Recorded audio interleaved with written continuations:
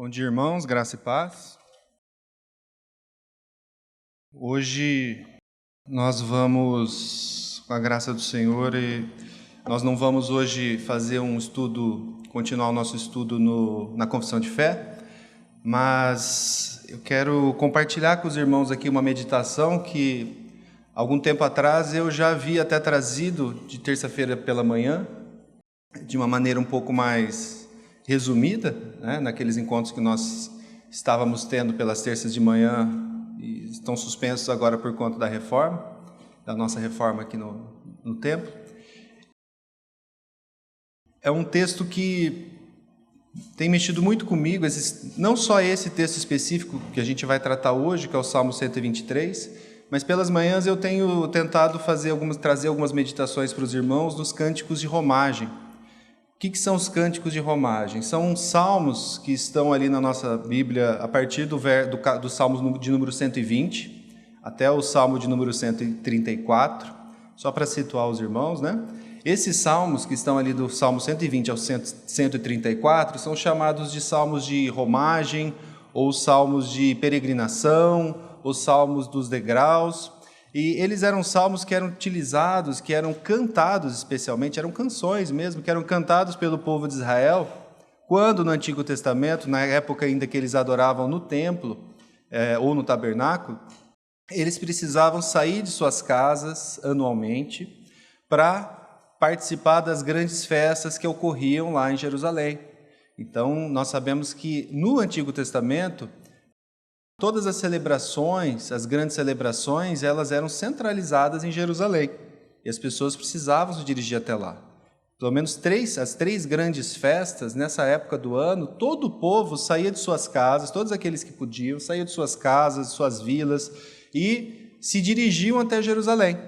Imagine um país inteiro, ao mesmo tempo, indo para o mesmo lugar.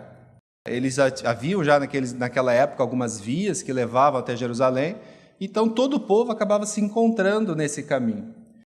E essa viagem ela podia ser curta para quem morasse ali pertinho, mas podia ser muito distante para quem estava mais longe, para quem estava mais ao norte de Jerusalém, mais ao sul. Essa viagem podia demorar até mais de 10 dias. E enquanto o povo caminhava, enquanto o povo andava ali em conjunto, o povo ia cantando. Eles iam cantando e louvando o Senhor. E, via de regra, eles cantavam esses salmos que eu estou fazendo referência a vocês, o Salmo 120 até o Salmo 134. E é interessante notar que você fala assim, qual é o tema desses salmos? Os temas são muito diversos. Ele fala de várias coisas, porque eram assuntos do cotidiano, assuntos que eram, vamos dizer assim, que eram do dia a dia daqueles irmãos. E ali você vai ter salmos, por exemplo, sobre medo, você vai ter salmos de agradecimento, você vai ter canções que clamavam pela proteção de Jerusalém, que era onde estava o templo. Você tem ali assuntos que eram comuns àquele povo. Aquele povo que era um povo pequeno, que era um povo separado, que era um povo diferente, que era um povo perseguido. Mas que quando se juntava ali naquela rota de peregrinação, era um povo só. Eles sempre eram um povo só, mas ali eles tinham essa uniformidade muito clara, né? Todo mundo junto, andando na mesma direção, peregrinando rumo à mesma direção. Mesmo que você tivesse vindo de uma região ou de outra, a hora que a gente se encontrava, a gente se reconhecia, a gente sabia que estava indo para o mesmo lugar e a gente cantava as mesmas músicas, com as lutas, com os mesmos anseios, com as mesmas dificuldades. Eu gosto de ver isso porque quando eu olho aqui para nós, aqui enquanto igreja, é a mesma coisa. Todo mundo aqui tem as suas lutas, anseios, necessidades. Eu já tive a oportunidade de mudar muitas vezes de cidade. E sempre quando eu me encontro com o povo de Deus, parece que eu estou no mesmo lugar. Isso é muito bom. Então, eu queria compartilhar com os irmãos esse salmo, que é um salmo bem específico, a gente já vai ver. E nós vamos orar e prosseguir com a graça de Deus. Senhor, que o Senhor nos dê sabedoria, graça, discernimento, para entendermos e compreendermos, Pai, a Tua palavra. Nós te damos graça porque o Senhor é maravilhoso, nós somos falhos, nós somos pessoas que precisam desesperadamente, Pai, do Teu cuidado, do Teu amor, porque o nosso coração é corrupto. Então que o Senhor fale a nós, Pai. Não nos deixe ser levados, Senhor, pelas artimanhas do mundo, do inimigo, também do nosso pecado que habita dentro dos nossos corações, Senhor, que ainda não foi totalmente tratado, Senhor, enquanto estamos aqui nesse tabernáculo. Trate-nos, Senhor, fale conosco, nos faça ser libertos, Senhor, de tudo aquilo que nos prende a esse mundo e que nós possamos olhar para Ti. Que o Senhor tenha misericórdia de nós, em nome de Jesus. Amém. Então nós vamos estudar hoje o Salmo de número 123. Eu peço para os irmãos abrirem. É um salmo pequeno, são só 4 versículos. Salmo de número 123.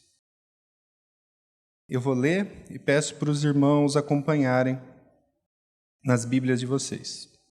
A ti que habitas nos céus, eleva os olhos.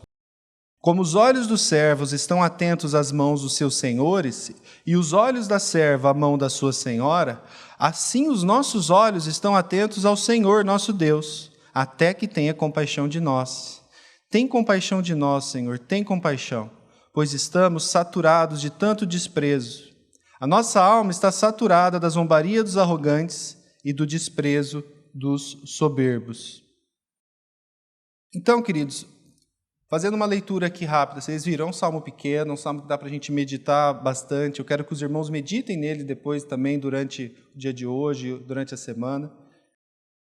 E aqui, vocês vão perceber uma canção que é um clamor, que é um grito de alguém que está numa situação de desespero. É alguém que já está, ele vai falar por 2 vezes, saturado. Nós estamos saturados de tanto desprezo. Nós estamos cansados, nós estamos cheios de tanto desprezo, da arrogância dos soberbos, da zombaria que nós temos sentido e recebido daqueles que são ímpios. E aqui, queridos, só para facilitar a nossa meditação, a gente vai fazer uma análise expositiva desse texto todo, mas eu vou começar do fim. Porque ele começa já clamando ao Senhor e depois ele explica o porquê dele estar clamando ao Senhor. Ali no verso 3, na segunda parte, ele começa explicando o porquê dele estar clamando ao Senhor. Então a gente vai começar desse ponto e depois a gente vai ver a forma como ele clama.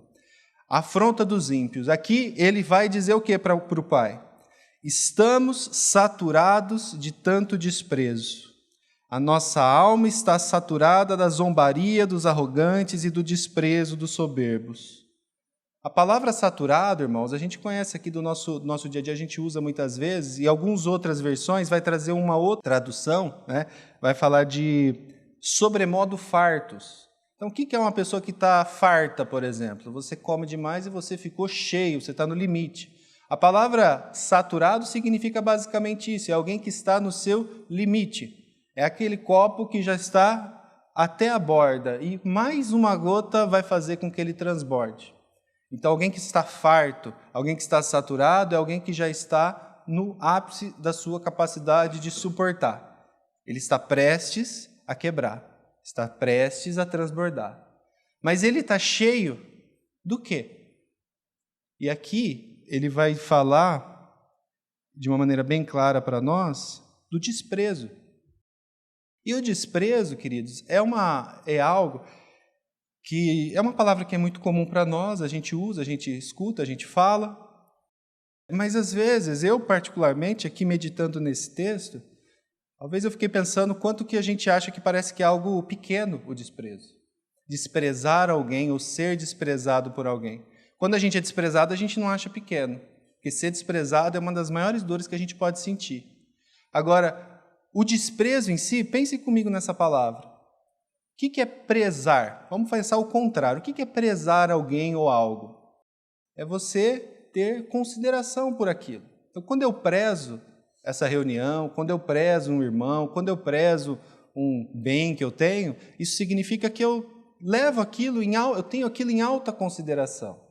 Eu considero aquela coisa ou aquela pessoa digna de honra, digna do meu pensamento, digna do meu cuidado. Por exemplo, se eu tenho uma loja, vou fechar a loja, e vou fechar a loja por um dia porque eu vou viajar, o que eu vou escrever lá na porta? Prezado cliente. Por que prezado? Porque eu considero tanto o meu cliente a ponto de eu deixar uma placa ali para explicar para ele. Olha, amanhã eu não estarei aqui em razão de algum motivo. por conta de uma viagem, por exemplo. Ou, se a gente for pensar, quando a gente escreve uma carta, prezado fulano de tal. Quando eu escrevo que alguém é prezado para mim, eu estou dizendo, você é digno do meu reconhecimento. Você é digno do meu cuidado. Você é digno do meu pensamento. E o que é uma pessoa ou alguém que é desprezado? É exatamente o contrário disso. Quando eu desprezo alguém, eu estou dizendo para essa pessoa, você é indigno do meu cuidado. Você não merece o meu reconhecimento. Eu não me importo com você. Você é como se fosse nada para mim. Você é como se não existisse. Eu simplesmente desconsidero você para todos os fins. Quando a gente pensa isso, é pesado isso. E é interessante porque você fala assim, puxa, mas se eu desprezar alguém, eu estou pecando. Sim, você está pecando. Em que ponto? Qual dos mandamentos que eu estou pecando? E uma vez eu estava até fazendo um estudo em outro texto e eu achei muito interessante uma análise que eu li a esse respeito sobre a acepção de pessoas, né, que está lá em Tiago, e até foi o irmão Nicodemos que trouxe isso, e eu nunca havia atentado para isso.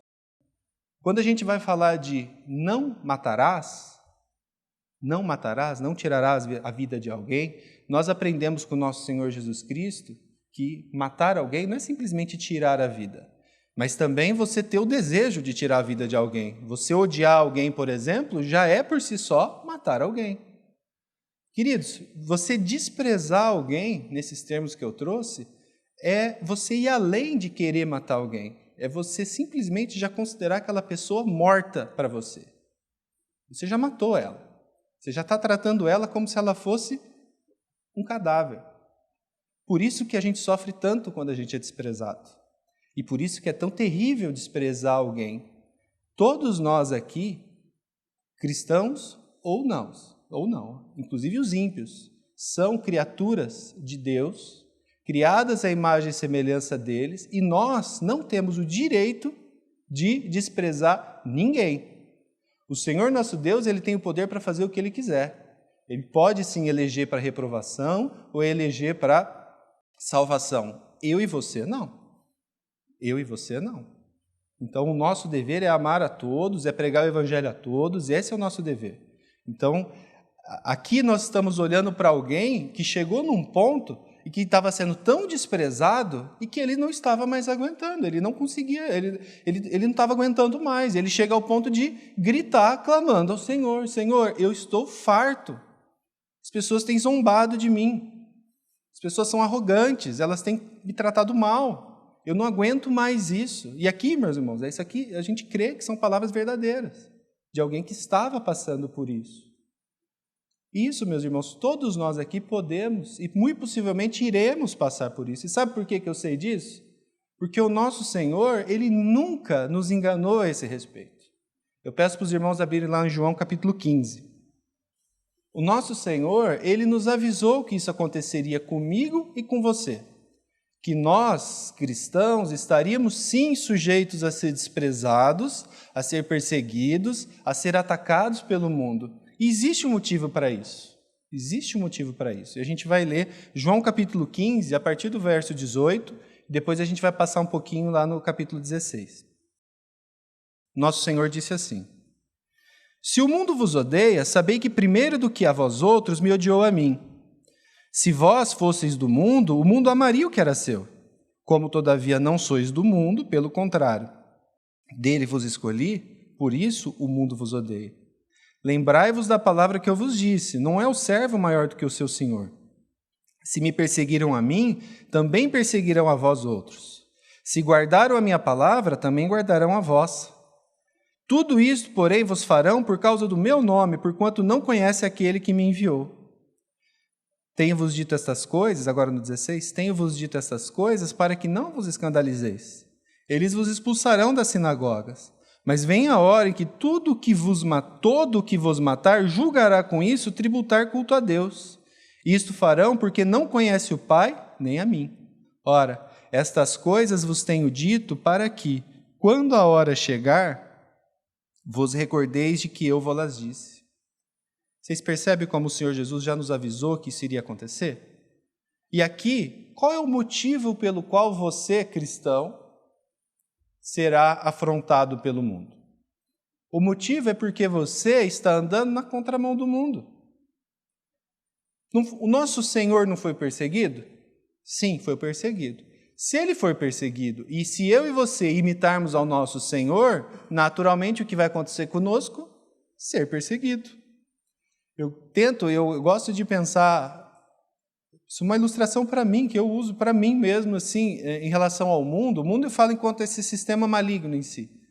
Como se fosse um rio muito forte, com uma correnteza forte, caudaloso, um rio que está descendo e que ele arrasta tudo que está pela frente. E é muito difícil quando você está nesse rio e você está nadando contra a correnteza. Naturalmente, você vai sofrer um tipo de obstáculo, você vai se machucar, você vai cansar mais do que se você simplesmente se deixasse levar.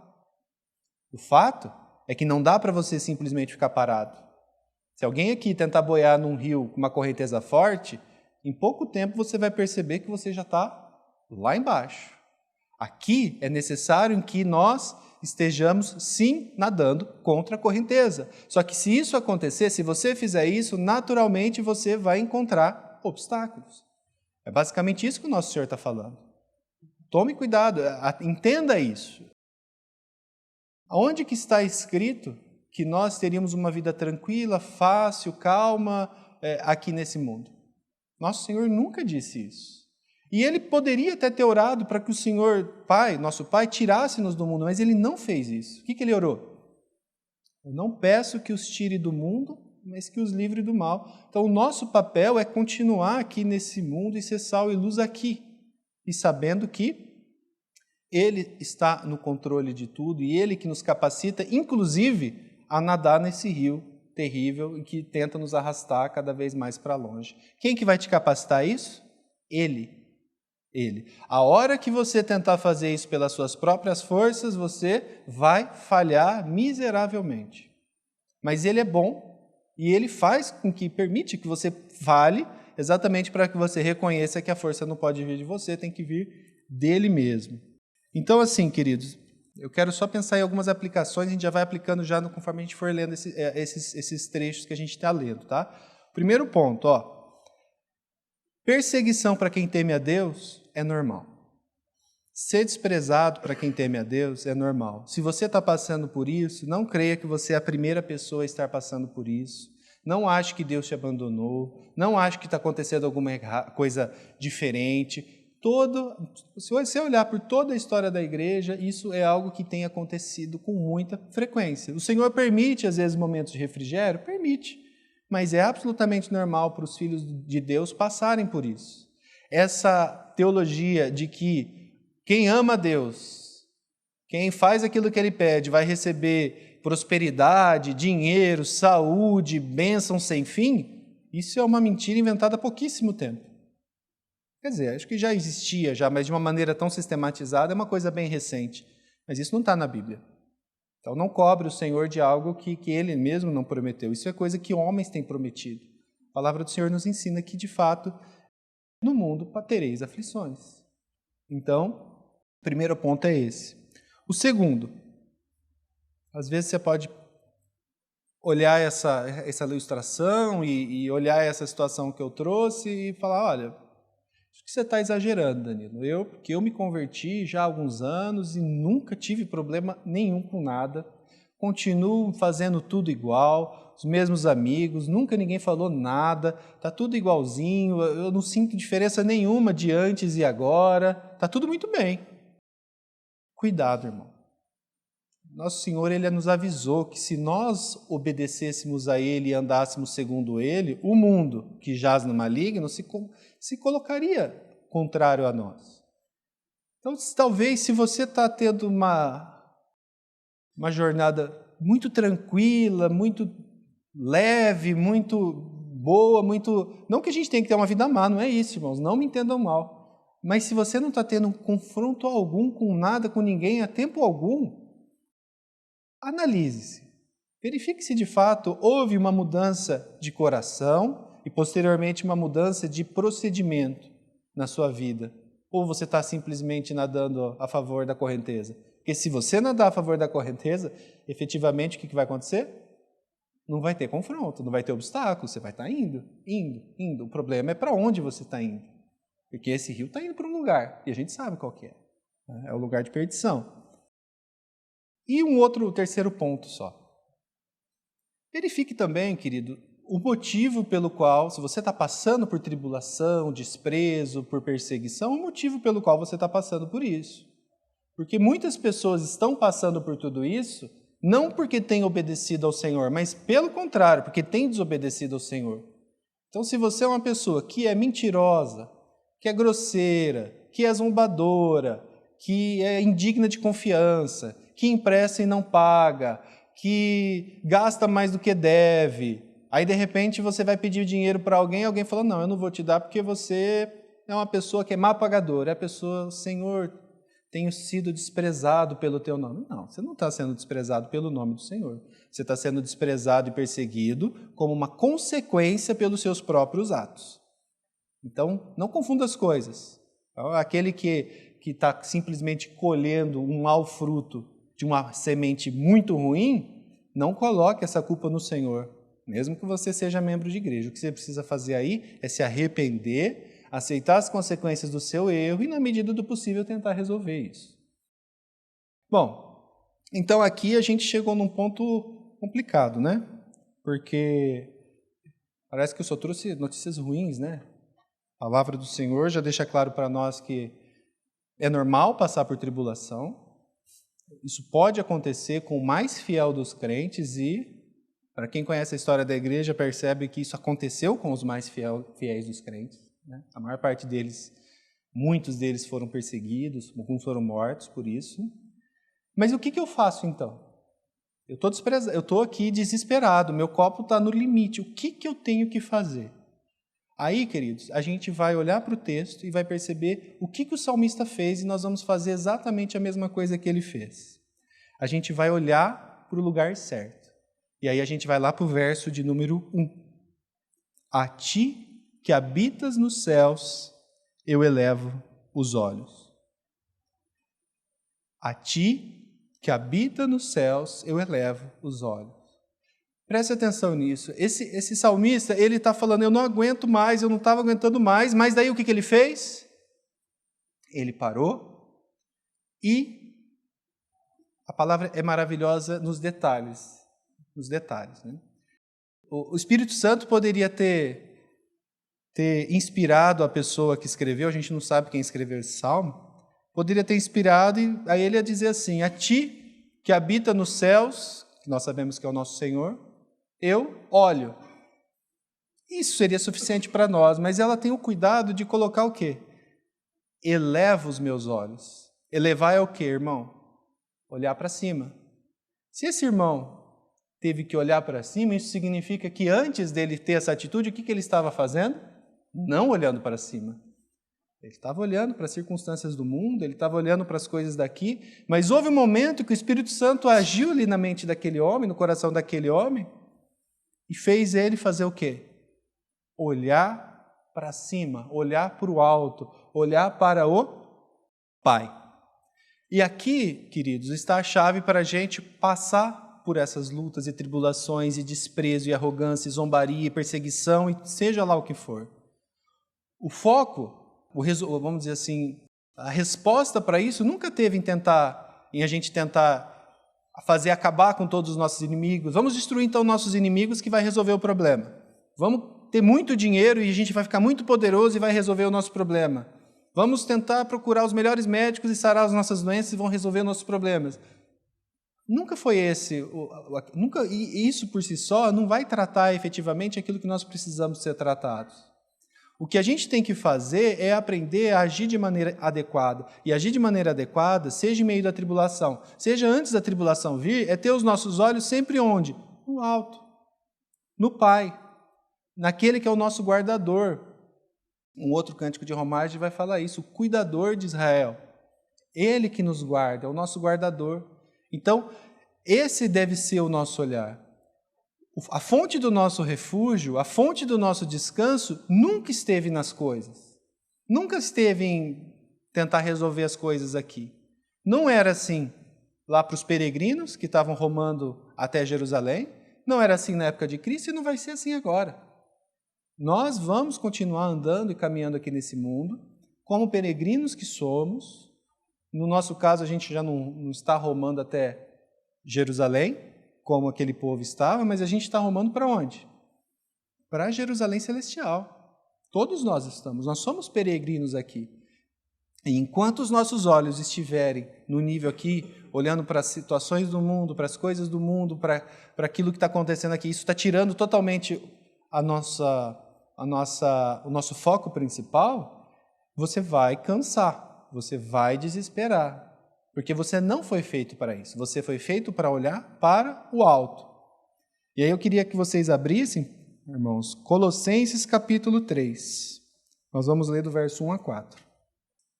Ali o apóstolo Paulo vai nos dizer assim: Portanto, se fostes ressuscitados juntamente com Cristo, buscai as coisas lá do alto, onde Cristo vive, assentado à direita de Deus. Pensai nas coisas lá do alto, não nas que são aqui da terra, porque morrestes e a vossa vida está oculta juntamente com Cristo em Deus. Quando Cristo, que é a nossa vida, se manifestar, então vós também sereis manifestados com Ele em glória. Olha o que Paulo vai dizer aqui para nós, vai nos ensinar. Onde tem que estar meu olho? Em Cristo. Onde tem que estar o meu pensamento? Em Cristo. Isso aqui, queridos, nada mais é do que um reflexo aqui no Novo Testamento daquilo que o Salmo 123 tem nos ensinado. Eu queria também fazer duas aplicações aqui bem breves. Lembre-se que esse salmo foi escrito por um peregrino. Lembre-se que você também é um peregrino. O peregrino, qual que é a função do peregrino? O que o peregrino está fazendo? O peregrino é alguém que está saindo do ponto A e quer chegar ao ponto B, e ele está no meio do trajeto. Basicamente, isso é um peregrino. É alguém que está fora da sua casa, mas em direção a algo, em algum lugar diferenciado. Esse povo saía da casa dele e ia até Jerusalém. Nós saímos do nosso estado de maldição e de perdição que nós estávamos e hoje estamos indo à cidade celestial. Uma coisa que um peregrino nunca pode deixar de fazer, porque no momento que ele deixar de fazer, ele deixa de ser peregrino, é o quê? Parar de olhar para onde ele tem que ir. No momento em que a pessoa está no meio do caminho, preciso lá, digamos esse judeu aqui que estava saindo lá de Nazaré e descendo até Jerusalém, subindo até Jerusalém. Aí ele chega no meio do caminho e fala assim, olha, quer saber, eu acho que eu vou montar uma barraca aqui para vender alguma comida, alguma coisa diferente, eu vou ganhar um dinheirinho aqui. E ele se estabelece, começa a vender ali uma comida e vê que aquilo dá dinheiro, monta a casinha dele ali, e aí 3 vezes por ano, isso vai ser bacana, eu vou ficar por aqui mesmo. Esse homem, ele pode ser considerado um peregrino? Ele não é mais um peregrino, porque ele já se assentou em terra estrangeira e aquilo ali para ele se tornou a casa dele. Ele abandonou o olhar para o alvo, que é o que motiva e o que caracteriza o peregrino. Então, nós, se somos peregrinos e se você crê que o Senhor Jesus Cristo morreu e ressuscitou por você e você aceita que Ele é o seu Senhor e seu Salvador, você é um peregrino. E você não pode tirar os olhos dele. Tá? Então, isso é muito importante que nós tenhamos isso em mente. Não tire os olhos dele. Porque se você tirar, você vai se perder. Se você parar de olhar para o alvo, se você pegar aquele mapa que está te indicando o alvo e você abandoná-lo, você vai se perder. Lógico que nós cremos que, se você verdadeiramente creu no Evangelho, você não vai se perder de maneira definitiva.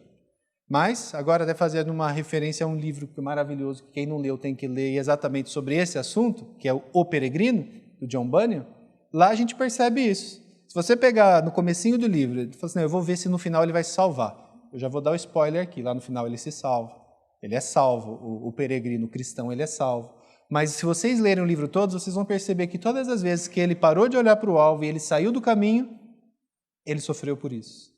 E esse sofrimento não foi maldade de Deus, não. Foi amor e cuidado para trazê-lo de volta. Então, para nós é basicamente a mesma coisa. E a segunda aplicação que eu queria trazer a esse respeito.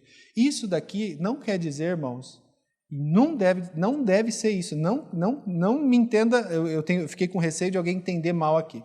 Então, se eu for olhar as coisas do alto, pensar nas coisas do alto, isso significa então que eu vou abandonar esse mundo, eu não preciso fazer mais nada, eu vou me afastar, eu vou mudar para um sítio, ficar sozinho lá, eu vou só orar o dia inteiro, eu não vou fazer coisas mais, por exemplo, trabalhar, ajudar o próximo, cuidar de coisas mundanas, como, por exemplo, trabalho, cuidar de uma fazenda ou ser um pedreiro. Eu vou largar tudo isso e vou partir para um lugar onde eu só vou pensar em coisas lá do alto.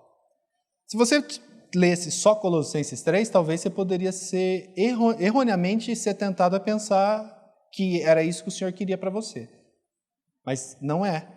E a gente vai ler a palavra como um todo e a gente vai perceber que Colossenses 3, ele te indica onde a sua mente e o seu coração deve estar conectado para que você, aqui nessa terra, exerça as funções que o Senhor deu a você, o mandato que Ele deu para você cumprir da melhor forma possível. Se você tiver a mente no lugar certo, se você tiver o tempo todo, na medida que o Espírito Santo te capacitar com a mente no alto, pensando no Senhor e olhando para o Senhor, isso vai te capacitar a ser um melhor pai, um melhor pedreiro, um melhor funcionário público, um melhor irmão aqui para a igreja. Vocês entendem que o que a gente está lendo aqui não significa que é para você sair do mundo? Não é para você sair do mundo, mas é para você continuar no mundo e exercer as suas funções no mundo da melhor forma possível, como se fosse para o Senhor sempre, porque foi essa a vontade dele manifestada a nós. Isso é o mandato cultural que nós recebemos. O cristão foi chamado para ser sal e para ser luz do mundo. Isso significa dizer que onde você estiver, aquele local tem que ser influenciado pela tua presença. Ele tem que ser um lugar diferente. Onde um cristão está, não, aquele local onde o cristão trabalha, onde o cristão mora, onde o cristão congrega, tem que ser um lugar um pouquinho mais cheio de luz, porque você foi chamado para ser luz. Tem que ser um lugar um pouquinho mais salgado, mais conservado, mais temperado que seja. Por quê? Porque você foi chamado para fazer isso. Se isso não está acontecendo, queridos, então, de alguma forma, você está falhando em uma das atribuições que o Senhor nosso Deus deu para mim e para você, que é o de fazer a diferença aqui, de ser sal e de ser luz. Mas agora, voltando para o começo, você só vai conseguir ser sal e luz se a sua mente estiver lá. O grande problema é quando a gente olha para o mundo e fala, deixa comigo que eu resolvo. Aí você não consegue mesmo. Aí você se esforça, aí você vai tentar fazer para honra e glória de homens, aí você vai tentar fazer para buscar reconhecimento, aí você vai tentar fazer pela sua própria força, você não vai conseguir. E você vai se desesperar, de novo, tentando fazer uma coisa certa. Mas pela motivação errada, ou mesmo buscando forças no lugar errado. Tá? Esse é o segundo ponto. Então, primeiro a gente entendeu por que esse salmista estava desesperado. Agora, nesse segundo ponto, a gente tentou compreender o que eu tenho que fazer. E a gente entendeu aqui, eu tenho que olhar para o alto. A minha mente tem que estar no alto, meu pensamento e meu coração tem que estar no alto para que eu aqui na terra possa viver a minha vida da maneira como o Senhor quer. Agora, como que eu vou fazer isso? E o como fazer isso está no verso 2. Vamos ler ali o verso 2 do Salmo 123. Ele diz assim: Como os olhos dos servos estão atentos às mãos dos seus senhores, e os olhos da serva à mão da sua senhora, assim os nossos olhos estão atentos ao Senhor nosso Deus, até que tenha compaixão de nós. Tem compaixão de nós, Senhor, tem compaixão. Aqui não precisa nem fazer ilustração, porque o próprio salmista já se encarregou de fazer a ilustração. Pensem comigo, isso aqui talvez não seja tão claro para nós na nossa sociedade. Mas naquele momento eles viviam ali numa sociedade escravocrata, né? Eles tinham senhores e escravos, senhores e servos. Quando um senhor estava ali, por exemplo, aqui o exemplo que ele vai usar para nós, o senhor estava num grande jantar, num banquete, por exemplo, e os servos ficavam à volta da mesa para fazer tudo aquilo que fosse necessário para servir ali aquelas pessoas. O bom servo, ou aquele servo que era considerado um ótimo servo, diligente servo, o que ele fazia? Ele ficava o tempo todo ali, de olho no seu patrão, no seu senhor, e ele seria considerado um bom servo, quanto mais se ele conseguisse antecipar até mesmo aquilo que o seu patrão queria. Então ele ficava de olho a qualquer reação daquele senhor dele. Então se ele percebesse que o senhor estava começando a pigarrear, por exemplo, possivelmente ele correria, antes de ser falado alguma coisa, já traria um copo d'água para ele. Ou, como ele diz aqui, ele ficaria de olho nas mãos, porque o patrão ele não precisaria nem falar, mas bastaria que ele, por exemplo, dissesse, vem, não precisava nem falar, né? Mas movimentando com a mão, ele já se levantaria e estaria ali. Ou se ele estivesse vindo e ele fizesse assim, pare. Então, esse servo diligente, o mero fato dele ficar olhando para as mãos do senhor dele, significava o quê? Eu vou obedecer a tudo aquilo que o meu senhor quer que eu faça, independentemente dele falar ou não. Eu vou tentar fazer aquilo que ele quer. Eu vou obedecer a ele em tudo o que ele fizer. Olha que interessante. Eu estou desesperado por conta do desprezo dos ímpios. Então agora eu olho para o pai e peço, pai, me ajuda. E aqui, qual que é a resposta que ele vai fazer? Porque para mim, para você, assim, tá, essa pessoa do exemplo, ela tinha alguma coisa para olhar, não tinha? Ele tinha a mão do Senhor ali, ele podia estar olhando, tá, mas e eu? Eu vou olhar para quê? Eu tenho que obedecer ao Pai, eu entendi isso, é isso que ele está dizendo, eu vou obedecer ao Senhor em tudo aquilo que o Senhor disser que eu tenho que fazer, até que o Senhor tenha compaixão de mim, eu quero fazer isso, mas como que eu faço isso, Pai? Eu não consigo ver a tua mão, eu não consigo ver o que o Senhor está mandando eu fazer. Se eu tivesse essa mão desse servo, desse Senhor, para eu ficar olhando, talvez eu teria um indicativo de como te obedecer até que o Senhor tenha compaixão de mim. Mas, irmão, se a gente está pensando nisso, a gente se enganou. Porque a gente tem algo muito melhor do que uma mão que a gente tem que tentar ficar decifrando o que quer dizer aquele gesto assim, assado. A gente tem o quê? Que nos dá a direção sobre tudo aquilo que Deus quer que você faça, pense, deixe de fazer, comece a fazer, aquiete. Onde que a gente tem essa mão de Deus nos indicando o que Ele quer que eu faça? Nós temos a palavra. A palavra de Deus é essa mão, que do verso 2, que fala, para. E quando ele fala para, eu paro. Fala quieta. E quando ele diz aquieta, eu aquieto. Que diz, levanta, pode parar de orar e agora anda. Vai e trabalha. E quando ele manda eu fazer isso, eu paro de orar, levanto e trabalho. A palavra de Deus, então, vai ser o seu guia, vai ser o meu guia, sobre o como Deus quer que eu o obedeça. Todas as vezes que você tentar agradar a Deus de uma forma não prescrita pelas Escrituras, você vai falhar e mais, você vai pecar. Então você só pode agradar a Deus através de Cristo Jesus e da forma prescrita pelas Escrituras. Tem hora que a gente tem que fazer, tem hora que a gente tem que parar de fazer. Mas em tudo, as Escrituras vão ser o seu norte, a tua direção, e a gente tem que dar muito graças a Deus por Ele deixar de forma tão clara, tão objetiva, tão simples de entender. Simples eu digo não no sentido que seja fácil, eu sei que muitas vezes a gente tem dúvidas, tem lutas, isso é normal, mas a Escritura ela é perspicaz, ela se coloca de tal forma que é possível para nós compreender aquilo que ela quer dizer. Então isso a gente tem que agradecer ao Senhor por isso e buscar isso. Basicamente, irmãos, e aí a gente já parte para o fim. Quero que fique bem claro essa situação como um todo. Perseguição, desespero, desprezo da arrogância dos outros, você não tem controle sobre isso. Você não tem controle do que você vai receber. Isso você não tem mesmo. Você não tem controle sobre praticamente nada, né? Mas quanto a isso em especial, essas coisas podem continuar acontecendo na sua vida até o fim. A grande questão é onde está a sua mente, onde está o teu coração. E o seu coração deve estar no alto, em Cristo Jesus, sentado à destra do nosso Pai. É lá que o teu coração deve estar. E o seu coração estando lá, aí você vai se colocar à disposição dele para ser santificado. E como que eu sou santificado? Quando eu obedeço a palavra de Deus. Quando eu leio, compreendo, busco compreender, Quando eu aceito a minha incapacidade de compreender, isso acontece também. Mas olhando para a palavra, eu me coloco, Senhor, me trata, me ensina e me mostra aquilo que o Senhor quer que eu faça, porque eu quero te servir e te obedecer. Até quando?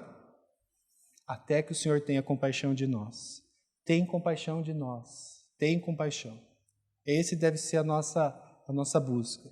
Senhor, eu não estou bem. Senhor, eu reconheço que eu preciso olhar para o alto. Senhor, eu quero te obedecer, eu quero te amar. Só uma aplicação rápida aqui, queridos. Preste atenção no exemplo do salmista. Ele poderia simplesmente ter ficado olhando para o alto, certo? E muitos de nós aqui ficam só olhando para o alto e quando chega na parte do verso 2, que é o se colocar à disposição para obedecer efetivamente na prática, a gente não faz. Quantas e quantas vezes irmãos chegam, querido, eu estou com um problema nessa área da minha vida, assim, assim, assado. E às vezes você conversa e você fala, olha, irmão, de fato tem algo errado aqui e às vezes você precisaria fazer isso, ou se arrepender desse pecado que você está cometendo. E a pessoa olha e fala, muito obrigado pelo seu conselho, volta para casa e continua fazendo tudo igual. Não foi isso que o salmista fez. Senhor, até que o Senhor tenha compaixão de mim, eu vou te obedecer, ficar atento aos seus mandamentos e fazer tudo aquilo que eu puder fazer para te obedecer.